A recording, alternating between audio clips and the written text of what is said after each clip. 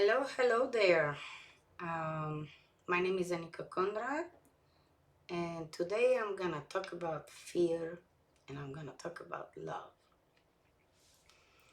I made this presentation around 2009, and it looks like it's needed to be out here again on video. During the pandemic, what happened? A lot of people they had no idea what to do, and they turned to an escapism, whatever your choice was, alcohol, drugs.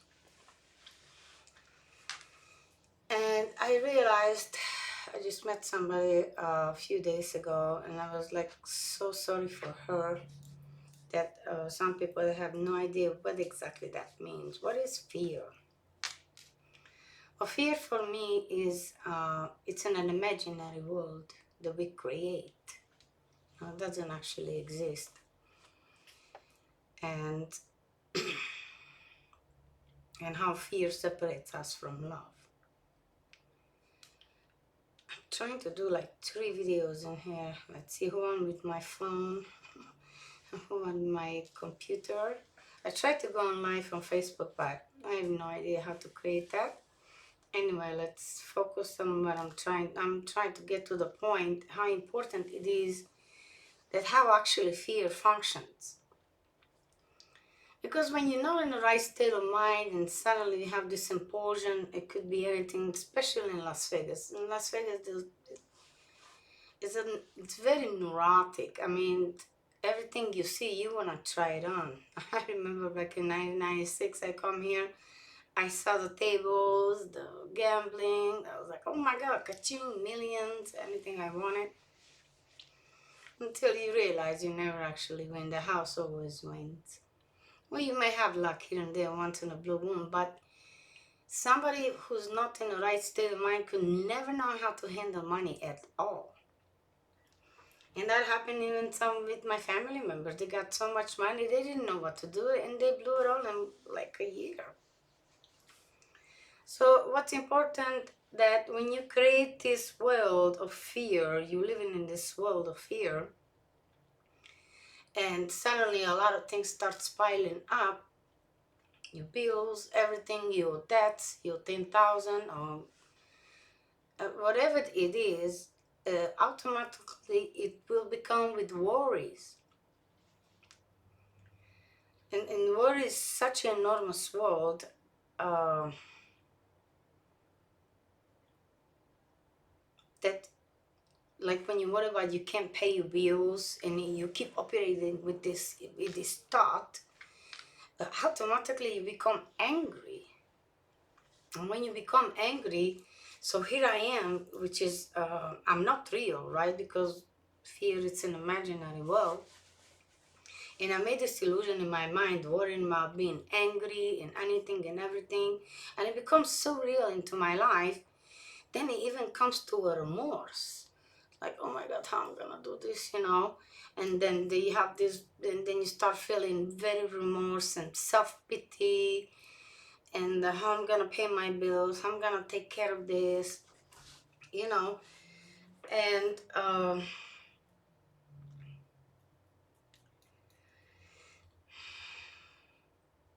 like, yeah, what I'm trying to say, you're operating in this world and you become so remorse. You even pray to God.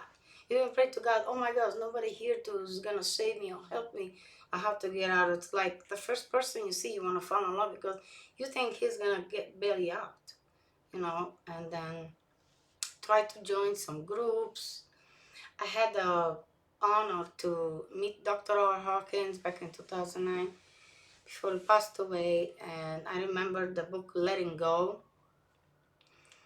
But I just opened the first page on a desire, and I saw how what it exactly desire means. A lot of people have different explanation. For me, desire, jealousy, it's pretty much the same thing because you want something that you don't have, right?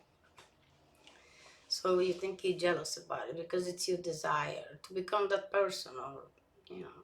I prefer to have a model or a role model that perhaps if I follow this kind of footstep because that's what you want, then you may succeed. Anyhow, but the next thing you know, when you can't take care of your bills, you're gonna be evicted or you're gonna do something. You become that becomes criminal mind thinking. You know, oh my God, I know somebody has this money. How about if I ask her? Or let me just steal it. You know, or let me just do all kinds of crazy things. Or your self-esteem is gonna go so low that you will do anything in your power just to get that. But what it comes with that, it comes with consequences, and it becomes very, very frustrating. Criminal thinking, you see it, all this thing is piling up, and then you become so frustrating, you know, and the criminal mind kicks in. And for the next thing, you're going to steal, or you're going to take somebody's money, or, so on and so forth. I don't know. A lot of people have all kinds of jack of all trades to figure out for the next day how they're gonna live, or especially if you have a impulsion like gambling and using uh, any kind of stimulant, then your mind becomes very, very small. And then as you see you operating this life, it becomes so real to you, you're not realizing that all the stuff that you're going to do, it comes with consequences, unfortunately. And it is actually a word that we produce. It's a word and a word that we produce. And we might even go in jail. You're gonna go in jail, and the worst part of it, now, if you're in jail, then you're not going to be able to pay bills from jail. Your house is going to get repossessed. Your car is going to get repossessed. And so many other things. Your relationships. And who knows what else you're going to lose with that. But after that, a lot of people, instead of taking the responsibility, the first thing they do, run from that responsibility. You don't want to run from all that responsibility. Think about all the jobs you're running from. This is based on an unreal world, of a world that it's only 6 inch long from here to here. Seriously, it's everything. It's in your mind what you create. So you gotta be careful what you're thinking. But I learned about, I remember law of attraction becomes very popular. I have a couple CDs about that, even the compass and the first one, the law of attraction. I followed the first step for a while and actually did work for me. I put it to the test. Anyway, so when you run off from all this responsibility, and you create this fear, it's like an eclipse, so literally it's like when the moon's blocking the sun. So you're creating freedom for love. With love doesn't cost anything. And well, that's pretty much it. That's pretty much how it is. You make it too real to yourself. I've seen people who living on the streets. Me and some of my group of mine back in 2011, something like that. We tried to help a few people, and somebody sponsored us about this. How to start from the beginning, how to start fresh, lay off the juice, be clear-minded, because that's the only way you can actually manifest anything at all. I mean, you may survive one day to another, but that's not living. It's just not dying. And love. Let's talk about love. What is love, right?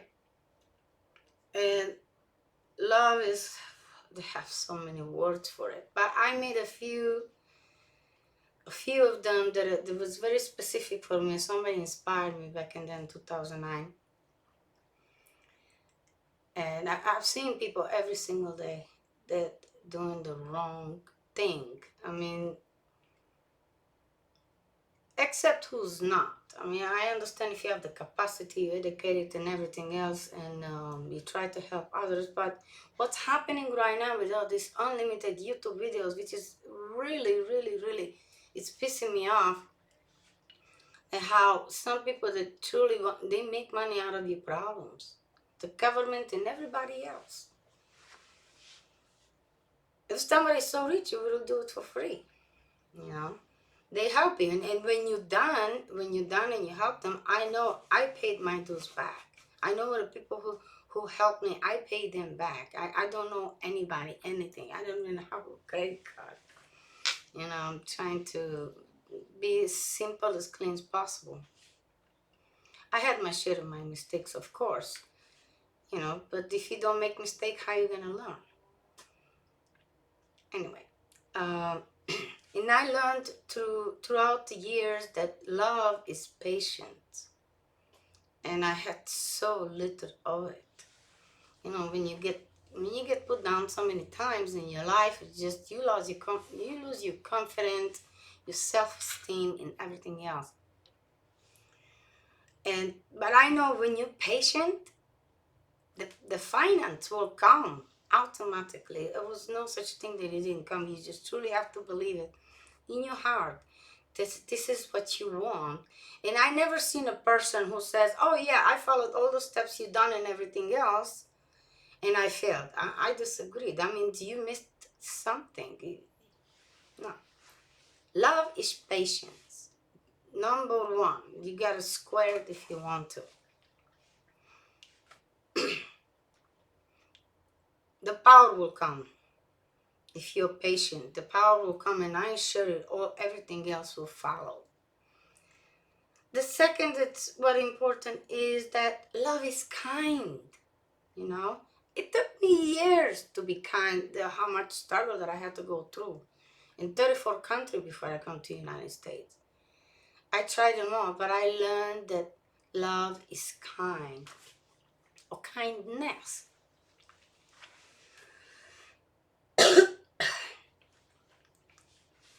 um, what else?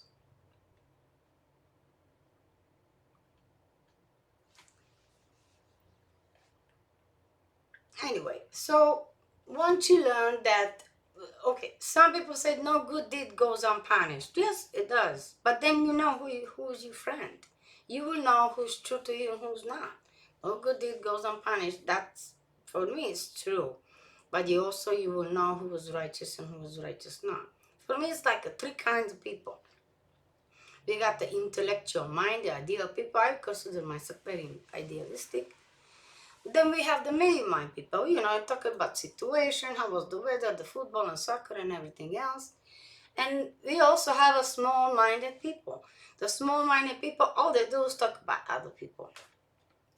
Well, there are times, when a lot of things piles up into you and you just want to blurt out to somebody. But you gotta remember that somebody's problems, if you put on somebody else's shoulder, you can infect the energy or the vibrational frequency. I went with Alejandro Ferrara and Elena Bensonov. I stayed with them with 1 year, and you learn everything about the vibrational frequency, how important it is. And you constantly got to do a lot of prayers, meditation. But I tell you one thing, those people who are compulsive, impulsive, they just had a drink, they ain't give a shit what you gonna say.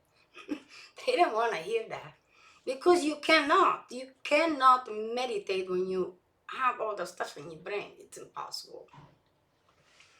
And first you gotta clean up. You got to clean up, and it takes time, but depends how many years you've been abusing. And if you kill that oil in your pineal gland, because if it takes a rough 3 years. If your liver doesn't get cirrhosis by then, I don't know. But I'm just saying. When we talk about some small-minded people, uh, And they look at, oh, look at this person do this person do that, look at that skinny she fat she is. All you do is, this is horrible. Virtual hair, I never thought I'm gonna talk to a phone on a computer in my entire life. I passionately hate it, and I think it's gonna backfire on us so badly, especially if you're using AI. I'm not a wizard or anything like this about this, because I'm learning too. But if this is the way I can send out a message and I can help somebody, so be it. I'm just gonna go one step at a time. The other thing is, excuse me. The other thing is love does not envy, right? Love doesn't envy. If you love somebody, if you see somebody that his life or her life or their lives is it's so beautiful, you gotta embrace it. You gotta congratulate them. You gotta, like, oh my God, probably you can ask question, how'd you do it? Perhaps you can do it too. You know, um, and love it for it with all your heart. Because if you throw love out there, you're gonna get love back sooner or later. And people who have these major desires, or it's just desires. We gotta read a partial of the book about Dr. R. Harkins, what a desire actually means. It's completely opposite what you think it is. That's why I love the vibrational frequency. Besides, I don't try to bury my head in books. That's my compulsion. If I can, I need to order another book like immediately. I have my own compulsion. I don't know why. It just makes me happy when I go to this my imaginary world about how humanity and how this world functions, and I love it. Excuse me. The other thing, love doesn't boost. Does not boost. You don't have to be a whole lot of beautiful and a whole lot of proudful just to show a lot of love. See, I can talk like them too. Love is not proud. Love is not proud. It is to be free. Love is to be totally free, completely free. It's like when you work out, the hardest thing, nobody wants to work out because it's so painful. But I learned this when I did martial arts, back when I was a kid, Kyokushinkai. You hit it first, you hit it twice, you hit it 10 times, you're practicing every day, and sooner or later, you don't become numb. It's just it doesn't hurt anymore because you worked out all your muscles and it just becomes normal, you know? What else? Love doesn't dishonor. Love does not dishonor. You don't have to keep all that records and everything else for everybody just to dishonor them.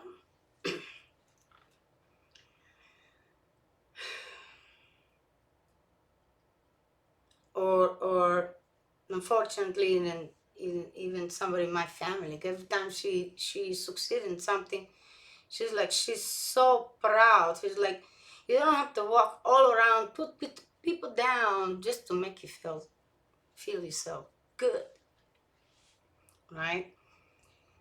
Um, and it's very easy to say nice things. Trust me, it's more contagious than just to talk about shit all the time. And just you're gonna rile yourself up, and guess what? People will find out. They will know, and eventually, the truth always comes out. Truth and love always wins. Truth will set you free. Another thing, love is not selfish, right? It is easy to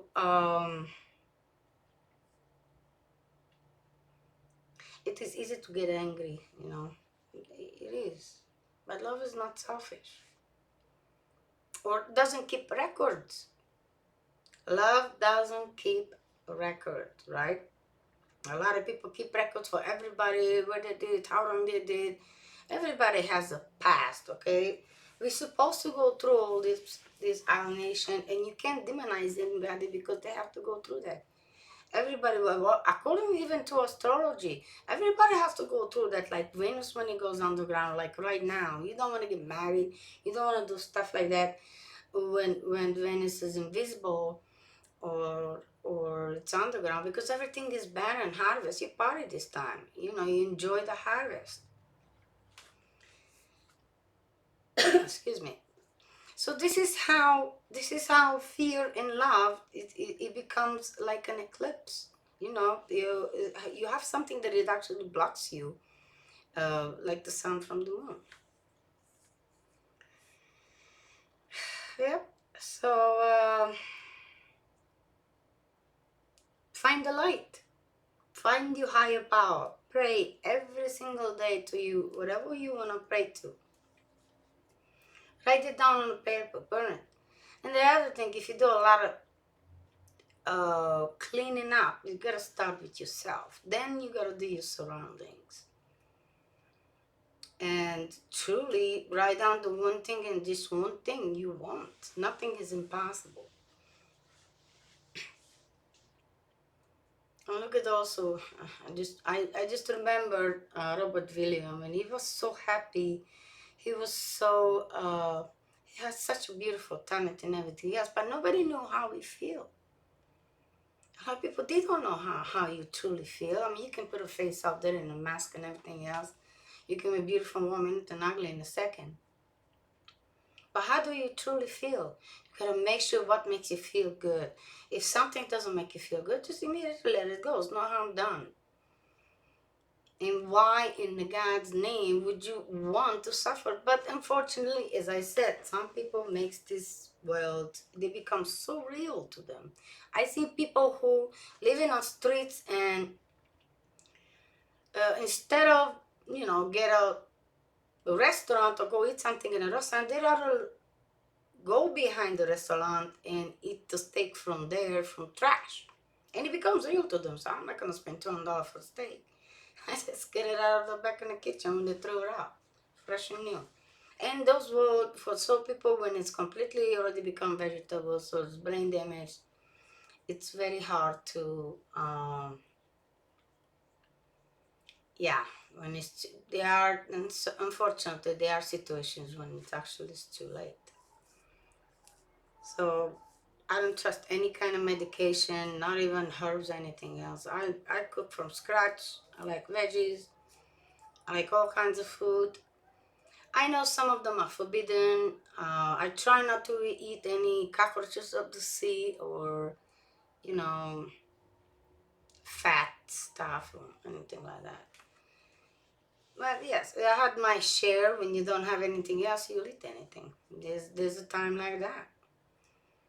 So this is what I was trying to explain, that you don't have to be all out proud and proud. It's one thing I can't stand. Anyway, it doesn't matter what I can't stand, but if it makes sense, you guys let me know. Oh yes, I want to show you about Dr. Hawkins. This is the book, Let Go. You guys can see it. And I'm gonna read something. It really shocked me the first time when I saw it. But it just completely, yes, a lot of people says, oh, you want to have a desire and do this and do that. But you will see how actually it does work. Desire, chapter 7. Excuse me. Put this on. Yeah, I'm getting all of this right. All right. So, this emotion may range from a mild wanting to an obsessive driven craving for something or someone. It is also expressed as greed, obsession, hunger, envy, jealousy, clinging, hoarding, ruthlessness, fixation, frenzy, exaggeration, overambition, selfishness, lust, possessiveness, control, glamorization, instability, and acquisitiveness. Which just means you're never satisfied, never enough, I must have. The underlying quality of this emotion it is drivenness. When we are at the effect of the desire, we are no longer free. We are controlled by it, run by it, enslaved and led about but the nose by it. Here again, the essential point of freedom is whether we have choose consciously to fulfill a certain want or whether we are just being blindly run by the unconscious programs and belief system. Desire is an obstacle. There is often lack of understanding of the function of wanting and the desire. The main illusion is seen in the statement that the only way that I'll get what I want is by desiring it. If I let go of my desire, then I won't get what I want. Actually, the opposite is true. Desire, especially a strong desire, the cravingness, frequently blocks our getting what we want. Why is this so? Actually, the way something comes into our life is because we have chosen. You chose that man, you chose that job, you chose that atmosphere. Nobody chose it for you. There's no such a thing like this little kid comes to me, well, keep saying, my boyfriend keep bringing this stuff for me and I get indulged. Nobody put that gun over your head. You have to have a strong will and learn to say no. All right? So why is this so? Actually, the way something comes into our life is because we have chosen it. It was the result of our intention, or we made a decision for it. It has come to in our life in spite of desire. The desiring was actually the obstacle to its achievement or acquisition. This is because desire literally means I do not have. In other words, if we say that we desire something, we are saying that isn't ours. When we say that it isn't ours, we put a psychic distance between ourselves and what we want. This distance becomes the obstacle that consumes energy. The impossible becomes possible as soon as we are totally surrendered. This is because wanting blocks receiving it and results in a fear of not getting it. The energy of desire is the essence of denial that what we want is ours for the taking. See, some people, they are like, let's see if they know that you got money or something, you win the lottery or whatever it is, and they know you got the money, that immediately they think that partially it's theirs. So they come for it.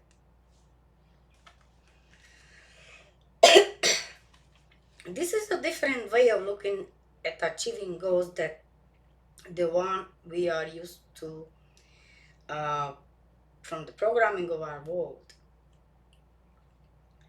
We are using a picture, ambition, and success to being associated with the hard work and the classical Protestant ethic and virtue. This includes self-sacrifice, asceticism, great expenditure of effort and endeavor. Keep our nose to the grindstone in tightening our bed, buckling down, and all the grimness of hard work. When we look at this whole picture, it sounds arduous, doesn't it? Well, it is. It involves struggle, and the struggle results from the block that we are put in our own way because of desire. Let's compare the arduous lower consciousness, the way of achieving the goals with a higher state of consciousness in which we have acknowledged and let go of the desire and are in the free state. A freer state, that which is chosen manifest in our life effortlessly. We surrender the emotion of the desire, instead merely choose the goal, the picture, lovingly, and allow it to happen because we see that it is already ours. So